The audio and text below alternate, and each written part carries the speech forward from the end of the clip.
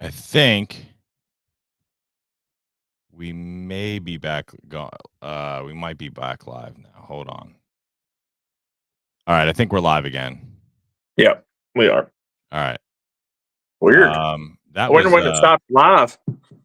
I don't know. I contacted technical support. I don't know. They could have just had a glitch, maybe. Yeah, I it was don't. after Rowland and stuff, though, right?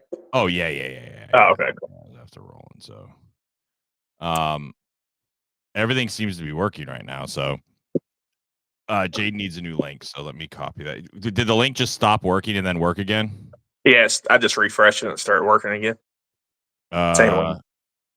All right, I sent it in the link. All right, sorry about that, guys. That was weird. I'm gonna tweet that out too. Yeah, no, it was fine for Rowland. I mean, we got almost everything. We got it when we were laughing. It was when it cut out. Oh, laughing at his technical difficulties, and then we had technical difficulties. Karma, man. But I think what you were saying is, for the first time, us going through this process for transfer portal, it's been chaos. Yeah, it's been interesting. A good chaos. Yeah, I mean, look, this is the first time I've done it. From obviously, we know some people and things like that. It's the first time going through it from that perspective. But it's interesting to kind of see and feel how everything actually goes. I mean, obviously, Rowland said that too, right? Like it's it's kind of chaos. With with all the football stuff he's got. But yeah, I mean, it's fun and interesting. Yeah. It was nice of him to give us a little shout out there at the beginning saying, hey, you guys have been in front of a lot of this stuff. So kudos to that. And he's a great guy. And, definitely been talking to him for a few months. And yeah, I mean, there's just so many guys interested in Kentucky. We're interested in so many guys. I mean, we're probably talking to 20, 30, 40 dudes that we probably haven't even heard of yet, just to gauge interest and see if anything's mutual. Our coaches are doing a great job. We continue to hear about Wolford out there recruiting, and Mike Stoops out there recruiting. So I think it was interesting, right? What Rowland even said about Wolford, right? Talking about how Saban bringing him in to fix the O line, and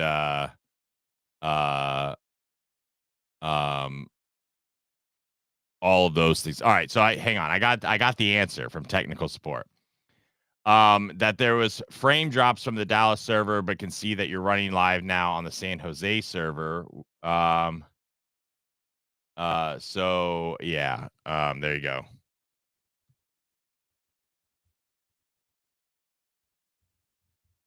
So there you go. That explains it. Their server dropped, and now we're back live. All right, we got Jaden back in. Jaden doesn't look as grainy. Hello. Oh, and his mic works. Look at that.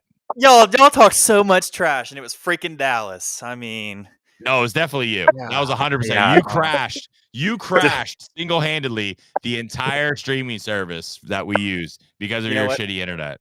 I prefer San Jose anyway. I've never been to either, but I definitely prefer Dallas. Now I'm over. Now I can't trust who's watching us.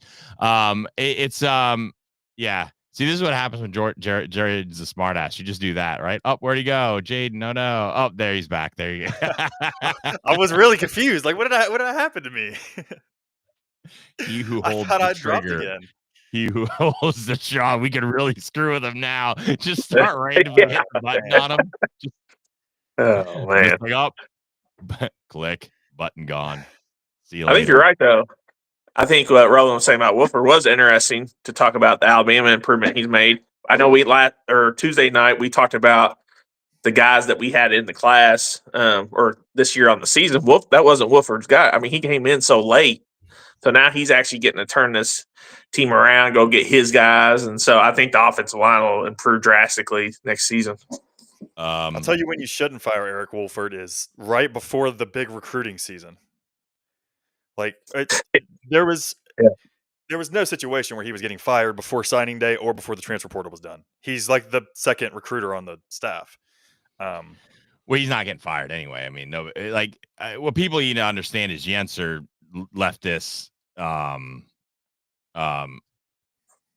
said Wolford should have been fired. Absolutely, Wolford should not have been fired. Wolford is not the problem at Kentucky. That is for sure.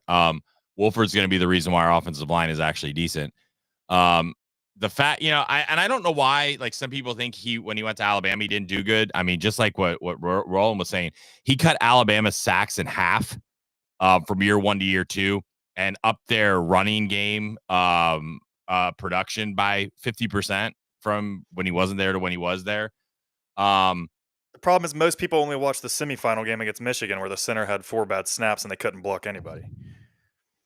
Yeah, that was Michigan also won the national championship, had the best front 4 of anybody in the nation that year. So, yep. And they also cheated their ass off, so that also didn't help anybody. They did that as well. So it's kind of like Houston, right? Houston doing that was crazy. Wolford's not the problem. If anything, Wolford's, Wolford, and we've seen this time and again with all the recruits we've talked to. Coach Wolf.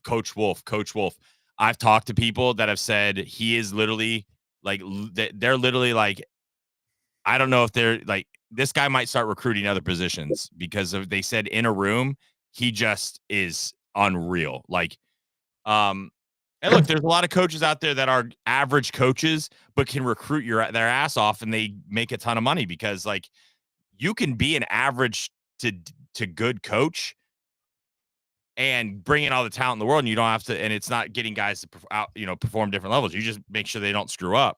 Cause I mean, you got 4 or 5 star kids like that. I'm seeing, we've seen some people question, where some of the guys are coming from. I don't necessarily like that. I think if you look at the size and athleticism across the board, like look, Isaiah World was going to visit Kentucky, and he's going to get a bag and a half, right? And he's not really visiting anywhere else. Like, dude might be the highest paid offensive lineman in the portal this year. Ohio State's going to have themselves a heck of a left tackle next year. Ohio State is about to, and he's from Nevada, all right? Yeah. And the dude got a Brinks truck. What are we going to do about it, right? Like, Kentucky's not splashing cash, but you don't go and splash that much cash on one position. If you're going to, it needs to be quarterback probably because they're not cheap, right? Those are the most expensive. Are you we know what 6 names I think that's out there, right? Gunnar Hansen, Wuschlager, Braun Simmons. I feel like, and there's a couple out there that haven't been announced that we kind of that are in the process of potentially like scheduling a visit. Knowing what are you really happy with like where the offensive line is going? Oh yeah. I mean, it's improved for sure. I mean, in Western Carolina, Nevada, like whatever the schools are, just look at their look at the numbers. I mean, most of these guys, 0 sacks. I mean, no pressures, 1 sack, 6'7", 300 pounds. I mean, yeah, no holding penalties. I mean, there's a lot more to it than where their school is. I mean, there's all kinds of diamonds in the rough that unfortunately got overlooked because of where they played high school at, and so they have to start at Western Carolina. And then once they're there, they get the exposure, and now all of a sudden they're a hot commodity. I mean, and there's a whole lot of dudes. There's a whole lot of dudes that also started at big schools, went to somewhere like Watson, right? Who's a really good player, started at Ole Miss or LSU. One of the, I don't remember which one it was, like Ole Miss or LSU. Huh? He was an LSU commit and ended up at TCU. He decommitted from LSU, went to TCU. That's right. Started at a big school, right? And then leaves, gets playing time, develops. And that's like the thing I think people have to realize a lot of. Like, you're not seeing a lot like that FIU wide receiver. Like, if you're worried about where he came from, the guy has 70 offers. All right. If you think he has 70 offers and he played at FIU and that discredits him, crazy. Like, you got to start thinking about in the NIL era a little bit more. I think of, you're going to have schools that are feeders and you're going to have like the bigger schools again. But the thing is some of these other schools are okay with that. Like now their pitch is right. Marshall, Bowling Green, Miami, Nevada, UNLV, right? hey, come here for a year or two, play a lot. We'll play some of the big teams, show out, and go get your bag for your junior, senior year. They understand what it is, but guess what? You might get in the playoffs if you do that enough, right? Listen, I'm going to tell you right now, UNLV, I guarantee you, is going to make a run at the playoffs with Dan Mullen as the coach. All right? I'm just going to tell you that right now. He's going to pull some weird QB recruit from out of nowhere, or some big transfer is going to go to him, and he's gonna make it happen. Malik Murphy would not be a terrible fit. It would not be a terrible fit. He's gonna go bigger than UNLV, but like if he can I don't think they have the Malik money. Murphy, maybe listen. I actually take that back. Listen, here's the other thing. I'll tell you this: there's a couple programs out there that are sleeper programs that could go nuts. UNLV is one. UCF is another one. UCF, North Carolina, Bill Belichick's first game. North Carolina, right? Like you've got but when I say sleeper, I'm talking about teams that maybe aren't traditional. I know UCF is a power forward now, but they weren't always, right? So I'm kind of throwing them in there. I feel like those are the two teams that you really want to watch. SMU's now ACC. Obviously, they went to the ACC title. They're in the playoffs for the first time. SMU, we've been talking about since the beginning of the season. Hey, watch out for SMU because SMU's got a lot of NIL money. Do you feel that some of these teams have a chance to go to that second tier? Look, UNLV plays in one of the nicest stadiums in the NFL, too. If they catch lightning in a bottle and start doing some stuff, they were a game away from it this year. I mean, all they had to do was beat Boise one time in the conference championship, and they were playing the playoffs. Yeah, I don't think they would have been in the playoffs if they beat Boise. You think they would have? I mean, who would have? It would have been it instead. Army, maybe. I guess, but UNLV and Army were pretty close in the rankings. Army might have got it. I mean, it would have been interesting, but like they were competing for a playoff spot this year. So they have some juice, like, and it's a rehab program. They rehab Barry Odom. Now they're going to rehab Dan Mullen. See what happens.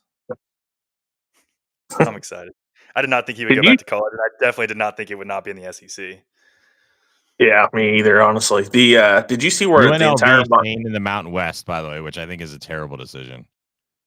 Who's that? UNLV and Air Force. UNLV mainly. Like UNLV should have went to the Pac-12. Oh yeah. You got Boise State, Fresno State, Colorado State, Utah State, and San Diego State going to the new Pac-12. UNLV should have went because that's still a decent thing. There's another team, San Diego State. They can figure it out. They have a beautiful new stadium out there. They've always been a good They've always been a good program, right? Those are three schools that I think that you could really make a big jump if they do it the right way. Yeah, for sure. Now, not doing it the right way was Marshall, who got rid of their coach, and their entire team entered the transfer portal. Yeah, that wasn't exactly smart from Marshall. I was like, holy cow. I didn't know that. I read a story yesterday about that. I'm like, yeah, I would probably maybe talk to some of the players first to see if they enjoy the coach because he was well loved and you got rid of him and now you don't have a football program. And there are a lot of good Marshall players in the portal. Yeah. Like it would be very nice to see. I don't know. It would be very nice to see the Kentucky has contacted Jaden Yates tweet come across my screen, but that has not happened. Who is Jaden Yates? Jaden Yates was the other linebacker at Marshall. He had like a ridiculous amount, like 80 or 100 tackles or something. He's a star. Iowa State came back and won. Sorry. So my parlay is still alive for tonight. Good. I lost too much money on Kentucky last night. I can't bet for a few days. Oh my God. Yeah, I'm just like, yep, threw a parlay down. I threw a parlay on Kentucky with the over and the Panthers money line. No, not Pan. Who did I throw? It was that and Kentucky just absolutely I didn't even look last night because Kentucky just shit the bed so bad I didn't even pay attention. I was like, this is over, guys. The bet is done. Time to go to bed. This is ridiculous. It is, man. Do we want to talk about the schedule that came out last night? I mean, we have our football schedule for next year. We can talk about it. First reactions? Sorry, I just thought about it. Sorry, it just scared me. Oh, okay. Yeah, it's not. Dude, this sucks. I'm looking at it now. This is awful schedule. It's brutal. All right. Do we want to talk about it each game by game, or do we just want to talk about it as a whole? we probably shouldn't talk about it game by game yet, just because we don't know what any of the teams are going to be. But like just looking at, the locations and the timing of things, and yes, I'm logo watching right now. There are a lot of scary logos on there, like, and a lot of teams that should be good. Like Eastern Michigan wasn't good this year, but Eastern Michigan Road Dog, they cover. They always cover. The factory covers. Toledo is I a think good MAC school. I think Kentucky's got. Let me put it this way. All right. If Kentucky gets the guys we're hoping they get, I think they've got 5 locked wins on that schedule. I think there's 5. Toledo, Eastern Michigan, Tennessee, Vanderbilt, and Louisville. I'm going to tell you right now, I don't know if Louisville is going to be that good next year. All right. They're going after Miller Moss. Miller Moss got benched at USC. All right. I'm not worried about Miller Moss. All right. I'm not worried about Miller Moss. I don't know if their NIL situation is good enough to bring in a ton of dudes outside of Miller Moss. I'm just going to put that out there. Just saying. That's a thing for another day. But you don't see a lot of dudes saying they're scheduling a visit to Louisville right now. All right. Because if there was, that fan base wouldn't shut the hell up. I'm just telling you. Pay attention to the optics of that right now. Holler Talk just chatted us, said, "You're not alone. I took the over, and in 10 minutes, I knew it was a loser." Yeah, you did. You did. So I think Kentucky's got 5 locked and loaded wins next year. All right, I'm going to say it this way. If we get the team we think that they're probably going to get in the portal, I think we've got 5 locked and loaded wins next year. I think Auburn is another game that you can get. I still don't like Auburn right now. I know they're going after They're going after everyone, but they're not landing anyone yet. I don't know if the Stanford kid is the quarterback that is the guy. I think that they're going after somebody. They're going after another quarterback. I can't remember. It's not the Stanford guy. It's one of the big ones. I don't trust Hugh Freeze as a coach.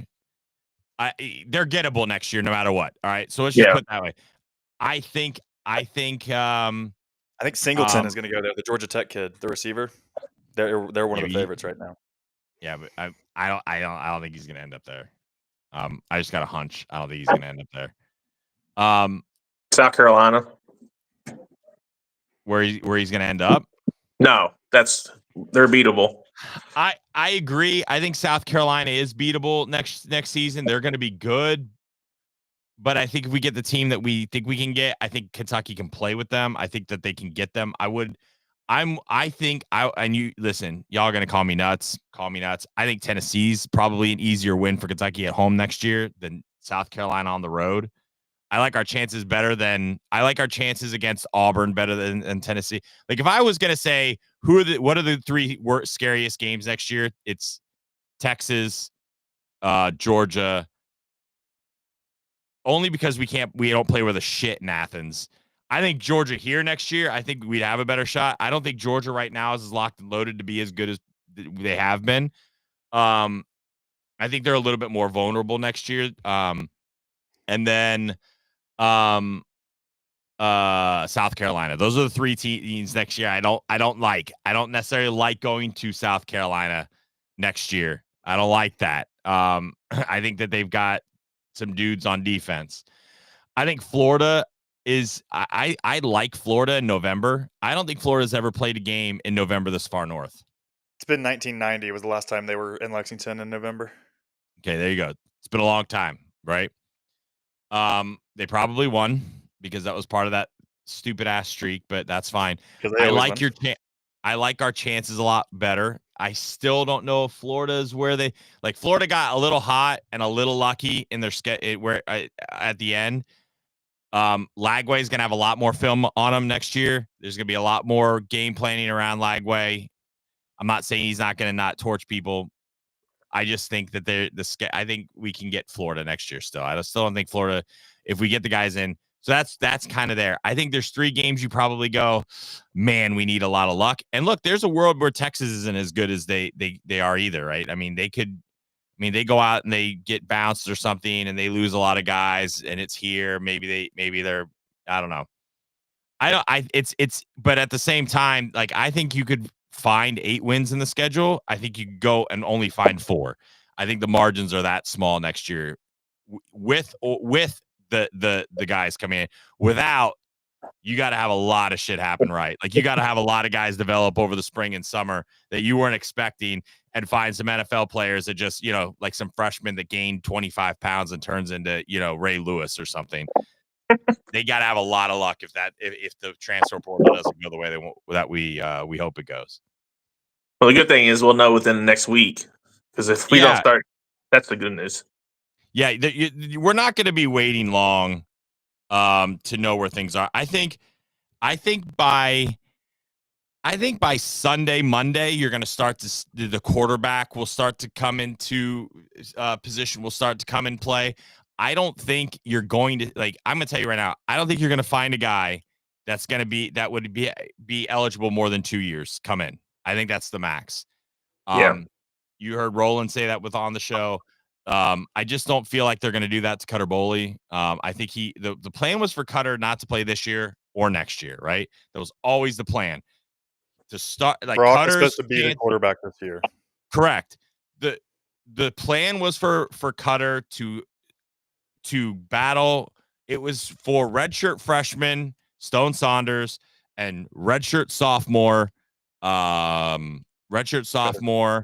Cutter Boley, and those are the 2 guys that you would probably battle for the starting position in 2026. Right? That's what you're hoping for. I think they're okay with bringing a guy in and redshirt freshman Cutter Boley being the backup, though. I think they saw enough of him in another season. I think they ease his head of schedule that they're confident that if they have to go to him. And I also think that they're confident that if something happens to him, that Stone Saunders could come in and not be a big drop. I'm going to tell you right now, that dude is a dog. That is a dog right there. I think he got a Pennsylvania Gatorade Player of the Year today. So he did. Yeah, he did. He broke he broke Joe Montana and Dan Marino's record. I think didn't Montana, Elway, and Marino all play in all of them are from Pennsylvania. Yeah, and he broke all their records. So I mean, that's decent. I think you just broke 3 Hall of Fame quarterbacks' high school passing records. So I feel like that's decent. He's got a lot of dog in him. I like that. So I think the quarterback position, if you you're basically want to bring a guy in now that is one and done. Maybe you bring in a guy that has 2 years, but you think that you think it maybe leans towards 1 if we can have a good year. But I think wide receiver and quarterback will start to come more into focus after this weekend, because I think by end of the weekend they're going to have a very good idea of where a lot of their line is. I don't think it'll be solidified. I think probably end of next week you'll probably have the line done. A lot of visits are like the 19th, 20th. So that's I would imagine a lot of guys coming in this weekend right before Christmas or on Christmas is kind of everybody. It'll finish. But everybody we've announced is coming in this weekend, except for I think Gunnar Hansen, who's coming in Tuesday, Wednesday, or something. Chris Murray rescheduled next weekend. The Sam Houston State Edge. Oh, he did. He's not coming. He's not coming with Watson anymore. You sure? It popped up on my screen that he moved it back to the 18th to the 20th. Oh, okay. I can't remember who posted that. Jill's I'm texting Watson right now to find out if he's with him. I'm wait, I just talked to him. It's not Watson. It's not Watson. It's Murray. Murray.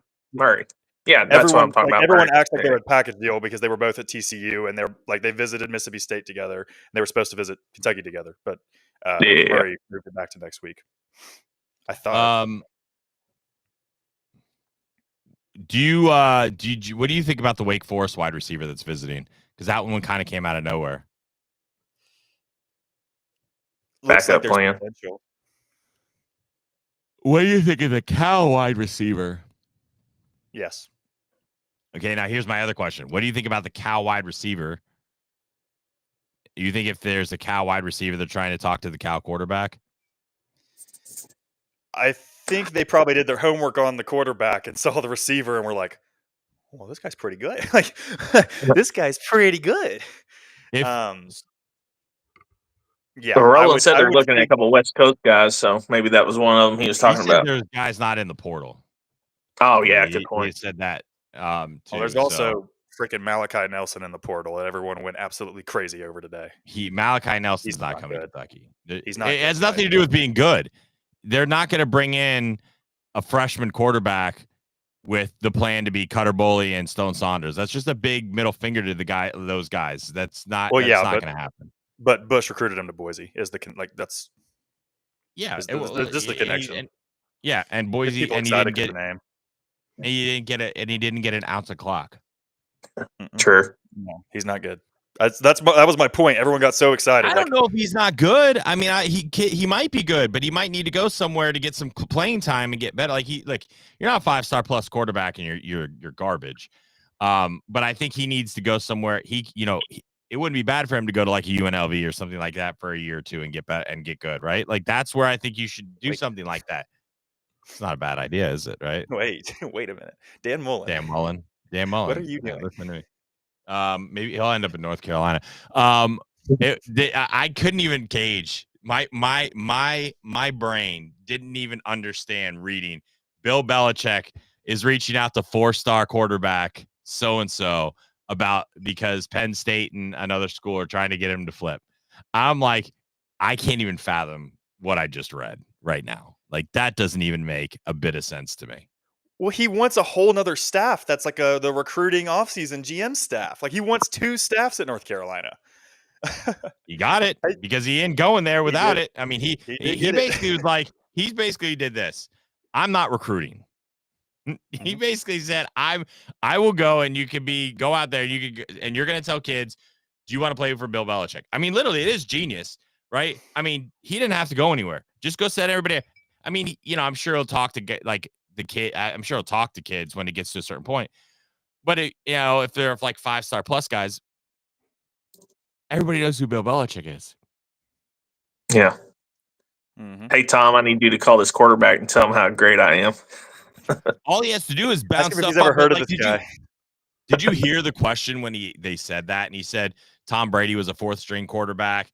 Rob Gronkowski didn't get any clock his first season. And Julian Edelman was a quarterback in college. He's like, I think we're okay. I think I'm okay at knowing how to develop talent. Yeah. I was like, well, yeah, but once Tom Brady left, you sure sucked. They play at Charlotte this season. Bill Belichick will be coaching a football game at Charlotte. That'll be sold out too, I guarantee you. Oh yeah, it will.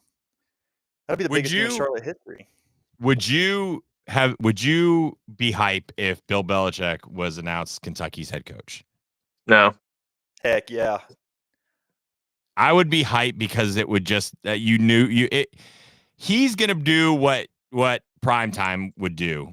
It's gonna be a name and it's gonna be a circus, right? Like you're always gonna be there. But I think that it's a little dangerous too. Like you're going to a non-traditional football program and basically putting that on the map, and your now expectations went from good season to playoffs. Yeah. It's if you're Bill Belichick, and can you imagine if you're Bill Belichick and you coach 3 years, you don't make the playoffs one time? Yeah. What does that do to his legacy? I mean, those are the things that I think is about this whole damn thing that's interesting. Not only that, but I mean, he traded a 73-year-old Mac Brown for a 72-year-old Bill Belichick that if he has a good season this year, will likely get NFL calls again and could bounce after 1 year. I wouldn't take that risk. It's a lot of money for a risky man. Like North Carolina's basically for a 72-year-old coach. Like if he was 65, okay, I get that a little bit. But he's 72. Like, have they put out what his buyout is? Like if he were to leave? I have not seen it. Listen, I'm gonna tell you right now. Contract. No, it's 5. Oh, that was not the initial numbers. Travis Hunter won the Biletnikoff Award. Nice. I think he won Best Defensive Player in college football too, which is a crime. I saw Jetty won something. I haven't been able to look though. He probably won a running back. So somebody in the chat said his buyout's $1 million after June 1st for Belichick. Dang, he finessed him. I mean, listen, Bill Belichick was never, ever, never,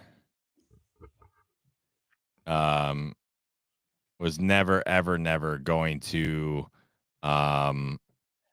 get into a situation where he was going to be in a losing situation. Yeah. I am encouraged that he wants a GM role, because the part that made him so bad with the Patriots is he became the GM and he was awful at being a GM. So hiring someone else to be the GM is amazing to me. I'm also interested in who he hires for offensive coordinator, because he has the last 5 have been pretty terrible. So if he goes and gets like a freak show college offensive coordinator and has his whole GM set up, he might fix his weaknesses, because the man will coach some defense. I'll tell you that. Signetti, is it Signetti? How do you say his last name? Kurt Signetti. Yeah. Huh? It's Kirk Signetti. Yeah, IU coach. Yeah, he is one coach of the year. Yeah, had to. Not shocked. Shout out to the volleyball team while we're just kind of throwing names out there. Yeah, for real. Yeah, shout out to the volleyball team for real. Lead 8. Debo Samuel does not know how to catch a football, by the way. Yeah. They play at 4:00 on Saturday in the Elite 8, so definitely. Yep, chance to go to another Final Four. Yeah, awesome. That's very exciting. Hopefully they get there. They won the title the COVID year. That was fun to watch. So, they beat Texas, right, for the national championship, I believe. If I'm not mistaken. So I didn't see who won the other game. I know they play at Pittsburgh. Are they playing Pittsburgh? Did they win their game? I'm not sure. I never saw who the other game was, or who won the other game. But I think Pittsburgh was. I mean, it's at Pittsburgh, so I would assume. But Pittsburgh was the good team in that. Yeah, they're loaded. Yeah, I'm not sure on that. It's been a busy phone day, so much so I'm down to 2%. Play that thing in. Hey, which is exciting, because I'm usually not been a football recruiting guy, but just seeing all the names that we're involved in just makes me excited that we truly will turn it around. Optimistic speaking. So, hopefully in the next couple of days we can start getting some commitments to really get the ball rolling. Pittsburgh won. They're at 1 seed too, so that's gonna be tough. We want the smoke. Pittsburgh beat Oregon 3-0 probably. 5 sets. Oh, wow. And I mean, it was pushed. It was 25-19, 24-26, 25-16, 21-25, 15-12. Whoa. They're exhausted. It was a heavy hit. And Kentucky 1-4. Yep. So there you maybe, go. Maybe they'll do it again. Kentucky plays Pitt with a chance to go to another Final Four. So it's exciting. That be nice if we got to another Final Four and something. I'm not gonna lie, that would be fun to watch. Did I just see the Panthers had already scored? Nope. Damn. Wrong team. Okay. I saw hockey on. Come back on. I love hockey. All right. I know. So big weekend for Kentucky football. Recruiting wise, there's a lot of names still out there that they're trying to work on. There's some big names out there that I know that they're trying to work on. Some stuff I think the fans will be excited about. It's got to fall. But we got to see what that is. Basketball, we'll talk more about that tomorrow. Jaden's ditching us for the pregame show and the watch along. Wow, it's true. I will be in the old Rupp Arena. Oh, he's ditching us to go to the game. What an asshole! Reporting live from the scene. Yeah, well, he could join the watch along at halftime or something inside the stadium. With that internet, it Rupp Arena. Good luck. He can't even get it in his dorm room worth of shit. I've got better internet at Rupp Arena than I do in my house. That's funny. It's ridiculous, but it's the case. All right, everybody. We'll talk to you guys later. It's a good show. I'll get the part with Rowland up for to go out tomorrow morning at least. So that'll at least be there. But appreciate everyone for watching. And we'll see you later. Go Cats. See y'all.